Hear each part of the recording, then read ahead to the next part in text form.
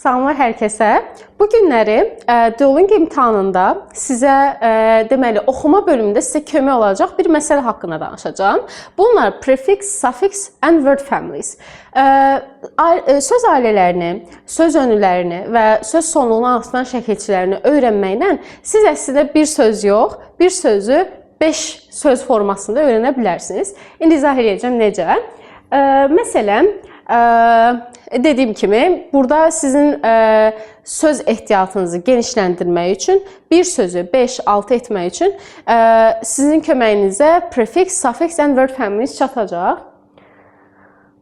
Necə olacaq bu? Məsələn, prefixlər nədir? İlk öncə ona baxaq. Prefixlər söz önüləridir. Sözün önünə artırdığımız deməli şəkilçilərdir və biz bu şəkilçiləri artırmaqla sözün mənasını dəyişə bilərik. Yəni biz bir söz öyrənirik, lakin bu şəkilçiləri artırmaqla sözün mənası dəyişir. Bu deməkdir ki, bir söz yox, 3 söz öyrənmiş ola bilirik. Məsələn, an.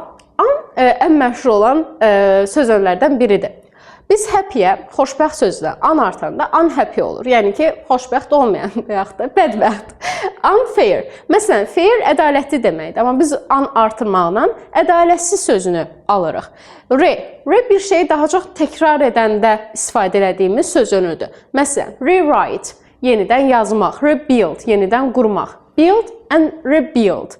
Bir şeyi təkrar olanda istifadə edirik. This də eyni şəkildə. Bu daha çox ziddiyyət yaratmaq üçündür. Məsələn, connect, əlaqə qurmaq, disconnect, əlaqəni kəsmək. Disagree və agree. Agree, razılaşmaq, disagree, razılaşmamaq. Bu şəkildə biz bir sözün antonimini, oxşar mənasını və yaxud da onun zidd olan mənasını öyrənirik. Bir sözü double eləyirik.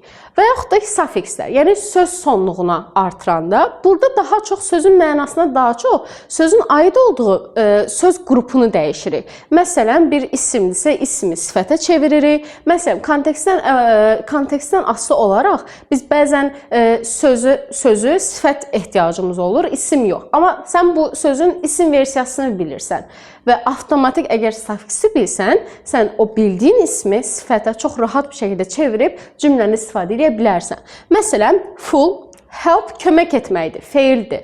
Amma helpful köməkçildir. Bu artıq avtomatik sifətə çevrilir. Success uğurdur, isimdir. Amma successful uğurludur. Burada da avtomatik biz bunu sifətə çevirdik. Less, care qayğısına qalmaqdır, isimdir, qayğı deməkdir, amma careless vetsiz deməkdir.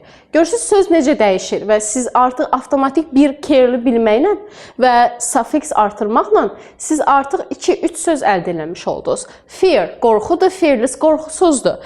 Ment, development. Məsələn, develop, inkişaf etdirməkdir. Bu şəkilci əsasən feildən isim düzəltmək üçün istifadə olunur. Məsələn, achieve. Nail olmaqdır, achievement nailiyyətdir və avtomatik siz feili ismə çevirdiniz. Və bu həmçinin sizə yazda da kömək olacaq. Necə? Məsələn, cümlə quruluşunu dəyişmək istəyirsiniz, amma söz ehtiyacınız çox deyil. Bu halda siz nə edə bilərsiniz? Bu halda, məsələn, feili ismə çevirib mübtəda kimi istifadə edə bilərsiniz. As a subject. Burada həm cümlənin quruluşu dəyişir, həm fərqli bir cümlə istifadə eləmək olursunuz, həm də təkrarlanmırsınız istifadə elədiyiniz cümləni. Gəlin bir neçə də nümunəyə baxaq. Həmçinin, yəni bir sözü söz ailəsi ilə birlikdə öyrənin. Məsələn, educate, təhsil almaq, təhsil vermək, education, təhsil, educational adjectivedir. Uneducationally adverb versiyasıdır. Məsələn, decide, qərar vermək, decision, qərar, decisive, qərarlı, decisive, qərarlı şəkildə. Succeed, nail olmaq, success, isimdir, uğur, successful, uğurlu, successfully, uğurlu bir şəkildə. Yəni, siz bir söz öyrənməkdən əslində 4 söz öyrənmiş olursunuz.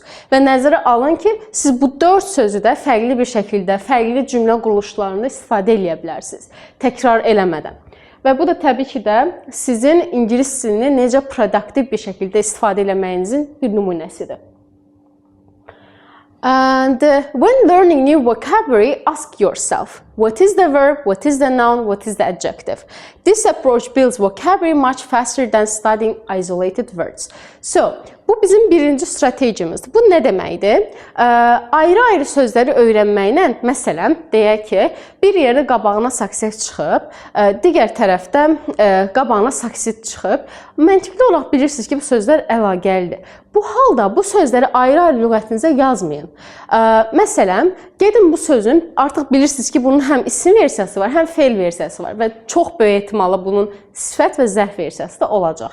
Gedin bunu söz ailəsi şəklində öyrənin. Yəni, sifət versiyasını, isim versiyasını və yaxud da ki, zərf versiyasını öyrənin. Bu halda sizin işiniz rahatlaşacaq və dediyim kimi söz ehtiyatınız daha da çox olacaq.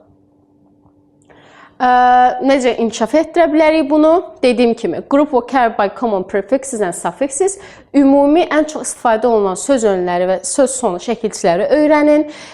5-10 söz öyrənin, amma necə? Hər gün. 5-10 söz öyrənin, amma onların, yəni, belə deyim, ailə şəklində, yəni söz ailəsi şəklində öyrənin. Bilmədim bu sözü necə əvəz edeyim, amma məncə söz ailəsi ən uyğunudur. Və hamısına aid bir nümunə cümlə yaradın, yazın. Burada yazı bacarıqlarınız da inkişaf edəcək təbii ki də və yeni yazdığınız sözləri öyrədiniz, sözlər çalışın ki, bir 3-4 gündən bir açıb təkrar eləyəsiniz. Bu qədər.